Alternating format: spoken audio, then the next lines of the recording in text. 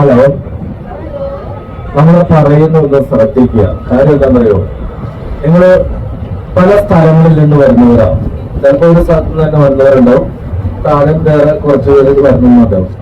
എറണാകുളം ബോട്ടിലേക്ക് പോയിട്ട് നിങ്ങൾ ഡാൻസ് ചെയ്ത് മാത്രം പോയിട്ടുണ്ടെങ്കിൽ ഞങ്ങൾ ബോട്ടിൽ കയറി ഡാൻസ് ചെയ്യുന്നു പറയും.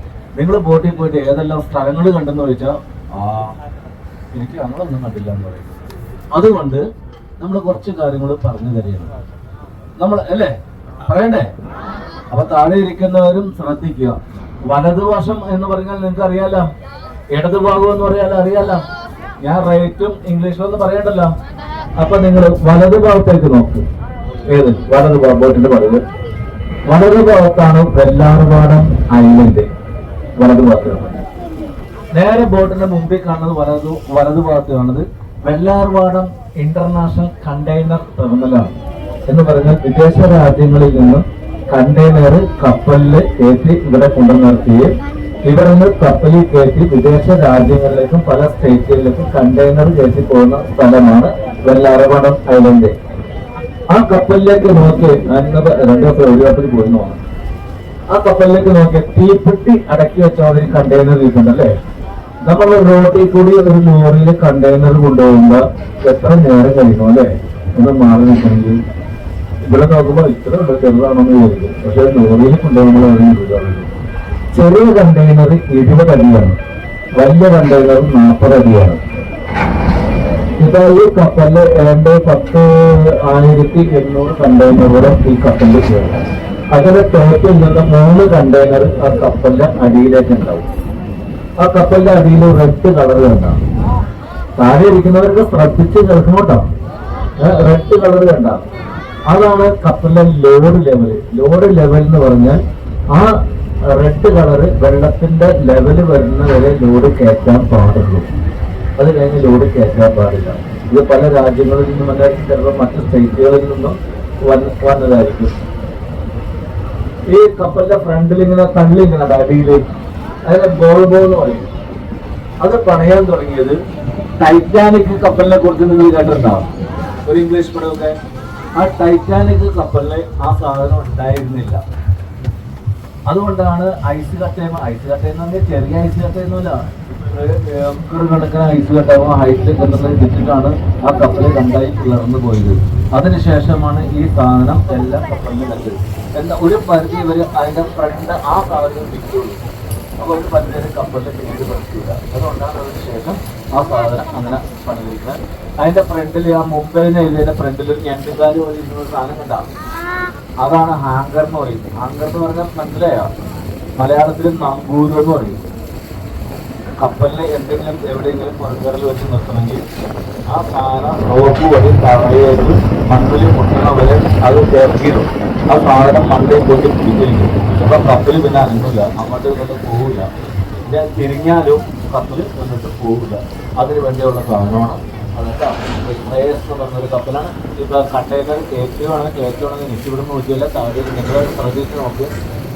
ആ ക്രെയിനിന് DC വേൾഡിന് എഴുതി വെച്ചിട്ടുണ്ട്. എല്ലാ ക്രെയിനും 6 ക്രെയിൻ ഉണ്ട് ഇവിടെ. ദുബായ് പോർട്ട് വേൾഡ് എന്നാണ് അതിന്റെ അർത്ഥം. ദുബായ് പോർട്ട് 6 വർഷത്തേക്ക് ഇത് പാട്ടത്തിനെടുത്തിരിക്കുകയാണ്.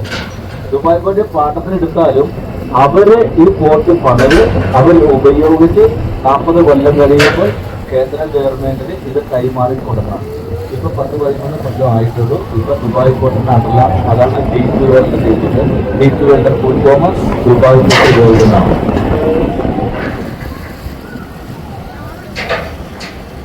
നമ്മുടെ ബോട്ടിന്റെ ഇടതുഭാഗത്തേക്ക് നോക്കിയേ. ഇടതുഭാഗം ഏതാണ് നോക്കി. അതൊരു ഏക്കറാണ് ആ ഐലൻഡ്. നേരത്തെ ഇങ്ങനെ ഒരു ഐലൻഡ് അവിടെ ഉണ്ടായിരുന്നില്ല. അങ്ങനെ ഒരു ഐലൻഡ് ഇല്ല. അവിടെയൊക്കെ ഇതുവരെ കായലായിരുന്നു. 1920 ബ്രിട്ടീഷുകാർ നമ്മളുടെ വെച്ചുകൊടുക്കുന്ന കാലത്ത് ബ്രിട്ടീഷുകാർ മണ്ണിട്ട് നിരത്തി ഉണ്ടാക്കിയ ഒരു ഐലൻഡാണ് വെല്ലിംഗ്ടൺ ഐലൻഡ്. ആ കാണുന്ന അമ്പലം പോലെ ഇരിക്കുന്ന ബിൽഡിംഗ് മോഡല് അത് കൊച്ചിൻ പോർട്ടിന്റെ ഓഫീസാണ്. ഇവരാണ് കപ്പലുകൾ കേരളമുള്ളും പുറത്തേക്ക് പോകുമ്പോൾ നിയന്ത്രിക്കുന്നത് അവരാണ്. അതിന്റെ പുറകിൽ വേറൊരു ബിൽഡിംഗ് കാണാം. അതാണ് കേരളത്തിലെ ബ്രിട്ടീഷുകാരെ ഉള്ളപ്പോൾ തന്നെ ആദ്യത്തെ 5 സ്റ്റാർ ഹോട്ടൽ കേരളത്തിലെ ആദ്യത്തെ 5 സ്റ്റാർ താജ് മലബാർ അതാണ്. അതിന്റെ ഫ്രണ്ടിലായിട്ട് കുറച്ച് വൈറ്റ് കളറിലെ കപ്പലുകൾ കിടക്കുന്നുണ്ടാവും. അത് കൊച്ചിൻ കോസ്റ്റ് ഗാർഡിന്റെ കപ്പലാണ്. കൊച്ചിൻ കോസ്റ്റ് ഗാർഡിന്റെ ചുമതല എന്ന് പറഞ്ഞാൽ നമ്മുടെ എല്ലാ രാജ്യങ്ങൾക്കും ഓരോ കടൽ അതിർത്തിയുണ്ട്.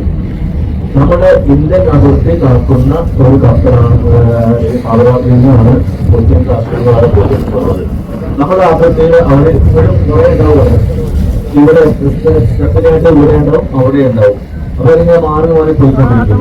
ആ അതിർത്തി കടലിൽ ഫിഷിംഗ് ബോട്ടായാലും കപ്പലായാലും എന്തായാലും ഇവർക്ക് പരിശോധിക്കാനുള്ള അധികാരമുണ്ട്. അതിർത്തി കടന്നു കഴിഞ്ഞാൽ പിന്നെ അവര് പിടിച്ചുകൊണ്ടിങ്ങനെ പോകും.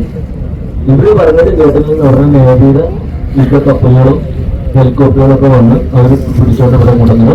പിന്നെ അത് വിട്ടുകൊടുക്കുന്നത് രാജ്യാന്തര തലത്തിൽ ചർച്ചയിലൂടെ അത് വിട്ടുകൊടുക്കുള്ളൂ. നിങ്ങൾക്കറിയാം, പത്രത്തിലൂടെ ഇന്ത്യൻ ഫിഷിംഗ് ബോട്ടുകൾ ശ്രീലങ്ക പിടിച്ച് അല്ലെങ്കിൽ പാകിസ്ഥാൻ പിടിച്ച് എന്നൊക്കെ പറയില്ലേ. ഈ രാജ്യങ്ങളുടെ രാജ്യാന്തര തലത്തെ ബന്ധന വകുപ്പുമായിട്ട് സംസാരിച്ച് അതൊക്കെ കൈമാറിപ്പോരും.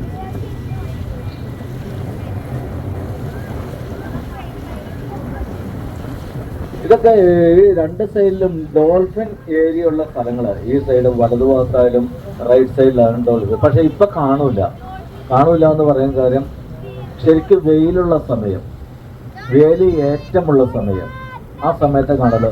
വേലിയേറ്റം വരുമ്പോഴാണ് ഉപ്പിന്റെ അംശം കൂടുതൽ കയറുള്ളൂ. വേലിയിറക്കത്തിന് പല പുഴയിൽ നിന്നൊക്കെ വന്ന വെള്ളമൊക്കെ കയറിയിട്ട് ഉപ്പിന്റെ അംശം കുറയും. അതുകൊണ്ട് ഉണ്ടാവില്ല. വേലിയേറ്റം വരുമ്പോൾ നമ്മുടെ പുഴയിലൊക്കെ വെള്ളം തള്ളി കയറിയിട്ട് നമുക്ക് ഉപ്പിന്റെ അംശം കയറും. അപ്പം മീൻ കയറുമ്പോഴാണ് ഡോൾഫിൻ ഈ മീൻ പിടിക്കാൻ കയറുന്നത്. ആ സമയത്താണ് നമുക്ക് ഡോൾഫിനെ കാണാൻ കഴിയുള്ളൂ. ഇപ്പൊ ഈ സമയത്തൊന്നും കാണാൻ കഴിയില്ല. നമ്മുടെ കഴിഞ്ഞ വെള്ളപ്പൊക്കം നിങ്ങൾക്കറിയാലോ, 2018 വെള്ളപ്പൊക്കം.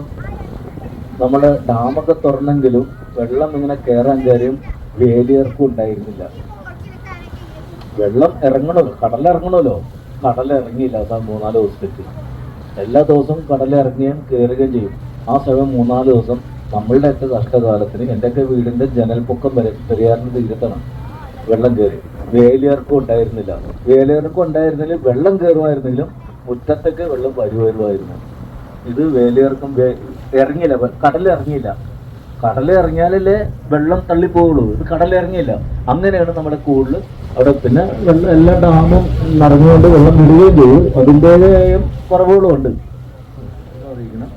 മെസ്സേജ് കൊടുത്ത് അവരുടെ ഇതെല്ലാം പാസ്സാക്കി ഒക്കെ കഴിയുമ്പോൾ നമ്മുടെ പേപ്പറുകളൊക്കെ ശരിയാക്കുമ്പോൾ കൊച്ചിൻ പോർട്ടില് നമ്മുടെ പൈലറ്റ് ഇവിടെ നിന്ന് പോയിട്ടാണ് ഈ കണ്ടെയ്നർ ഷിപ്പ് ആയാലും ഈത്തക്കപ്പലല്ല മറ്റേ ഷിപ്പുകളെല്ലാം നമ്മളുടെ പൈലറ്റ് പോയി ഓടിച്ചുകൊണ്ട് വന്നിട്ടാണ് ഇവിടെ അടുപ്പിച്ചത്.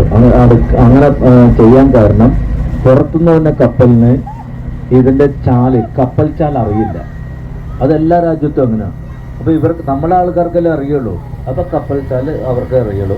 പിന്നെ അതൊരു രഹസ്യം. പിന്നെ മറ്റൊരു രഹസ്യം, ഇതൊരു രഹസ്യ ചാനലാണ് നമ്മൾ. അപ്പൊ നമുക്ക് മാത്രമല്ല അറിയാവുള്ളൂ. അപ്പൊ നമ്മളെ പൈലറ്റ് ഇവിടെ കൊണ്ടുവന്നടുപ്പിച്ച് നമ്മുടെ പൈലറ്റ് അപ്പൊ കടലിൽ വരുമ്പോൾ തന്നെ നമ്മുടെ പൈലറ്റ് ഇവിടുന്ന് പൈലറ്റ് ബോട്ടിൽ പോയിട്ട് അവിടെ നിന്ന് കയറി കടലിൽ നിന്ന് തന്നെ ഇവിടെ ഓടിച്ചുകൊണ്ട് വരും.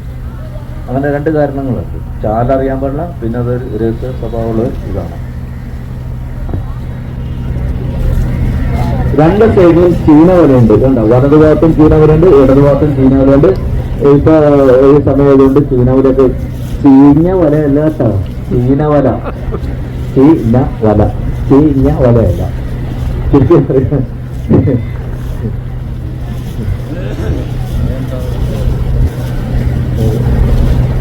അത് ഫ്രണ്ടില് ഒരു കപ്പല് അവിടെ നിന്ന് ഇങ്ങനെ വരുന്നുണ്ട്. കണ്ടോ ഫ്രണ്ടില് അതൊരു പ്രജറാണ്. പ്രജർ എന്ന് പറഞ്ഞാൽ പെട്ടെന്ന് ആർക്കും മനസ്സിലായിട്ടില്ല. മണ്ണോന്തിക്കപ്പൽ കേട്ടിട്ടുണ്ടോ? മണ്ണെടുക്കുന്ന കപ്പൽ മണ്ണോന്തിക്കപ്പൽ, ഇംഗ്ലീഷിൽ പ്രജർ എന്ന് പറയും. അതെന്തിനാണെന്ന് വെച്ചിട്ടുണ്ടെങ്കിൽ നമ്മുടെ ഈ ഷിപ്പ് കണ്ടെയ്നർ ഷിപ്പ് ഉണ്ട്, യുദ്ധക്കപ്പൽ എന്ന ഷിപ്പ്, അവിടെയൊക്കെ എപ്പോഴും ഇങ്ങനെ മണ്ണിങ്ങനെ അടിക്കൊണ്ടിരിക്കും. ഈ വേലി ഇറക്കമൊക്കെ വരുമ്പോൾ മണ്ണടിക്കൊണ്ടിരിക്കും, വേലിയേറ്റം കയറുമ്പോൾ.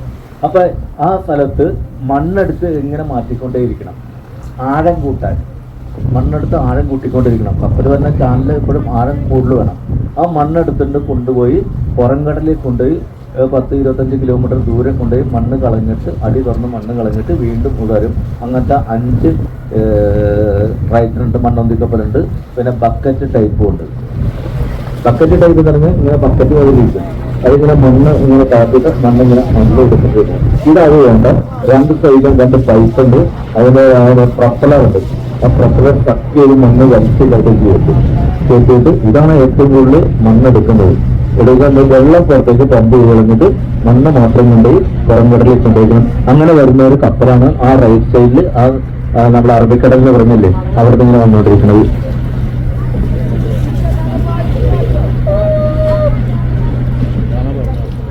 നമ്മുടെ റൈറ്റ് സൈഡില് ഫ്രണ്ടിലെ റൈറ്റ് സൈഡില് ആ ലൈറ്റൊക്കെ ഇട്ട് ഒരു ബോട്ടൊക്കെ കിടക്കണം കേട്ടോ.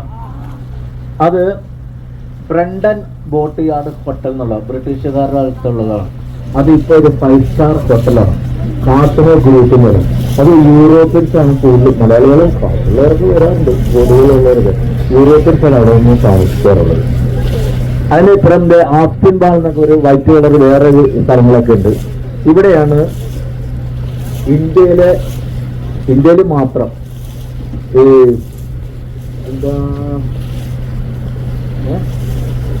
കൊച്ചിൻ ബിനാലെ നടക്കുന്ന സ്ഥലമാണ്. കൊച്ചിൻ ബിനാല അത് 2 വർഷത്തിലൊരിക്കലാണ് കൊച്ചിൻ ബിനാല നടക്കുന്നത്.